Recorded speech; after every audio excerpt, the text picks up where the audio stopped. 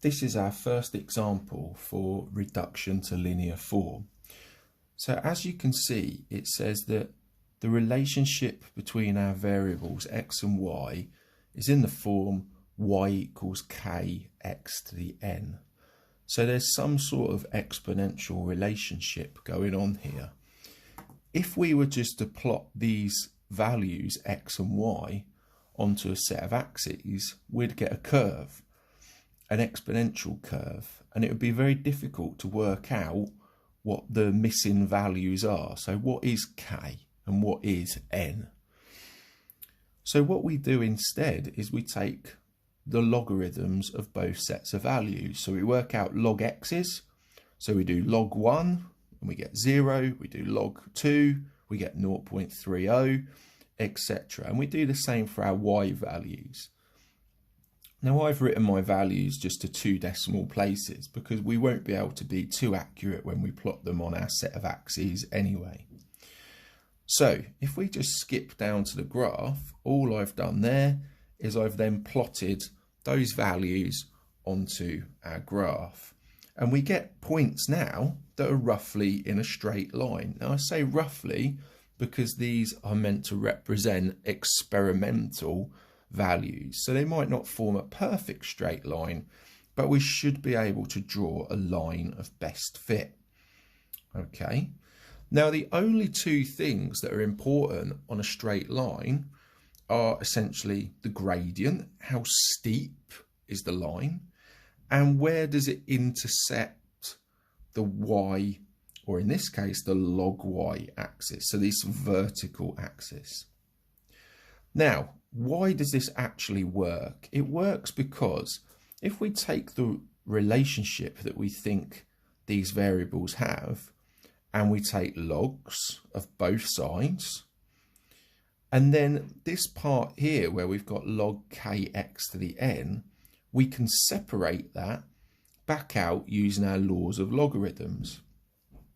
So instead of log kx to the n, we can say these 2 bits are being multiplied, so we can write that as an addition of logs. So log x to the n plus log k.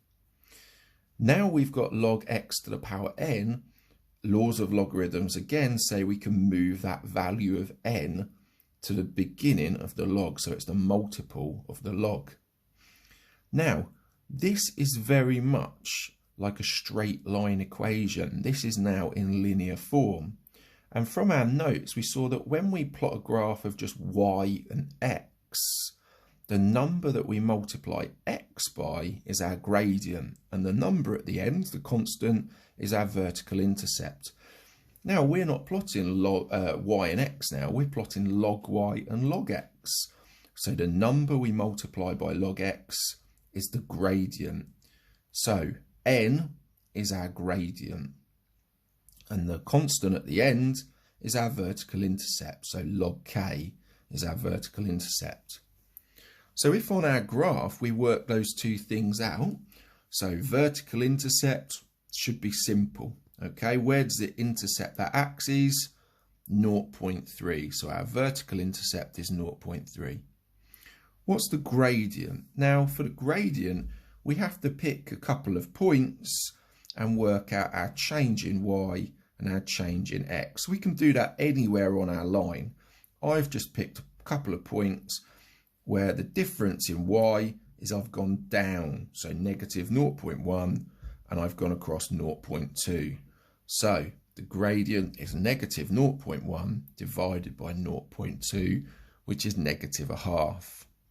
So I now know what the gradient is and the vertical intercept.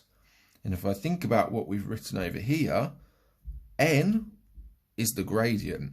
So n is negative 1/2. Log k is the vertical intercept. So log k is 0.3. But of course we want to know what k is. So if log k is 0.3, then k is 10 to the power 0.3, which on our calculators comes out at 1.99 something or other. We can just say that's pretty much 2. So we now know what n is and what k is, and they were the values that we didn't know in our relationship. So we know what k is, we know what n is, so we can say what the rule is now. Y is 2x to the negative a half.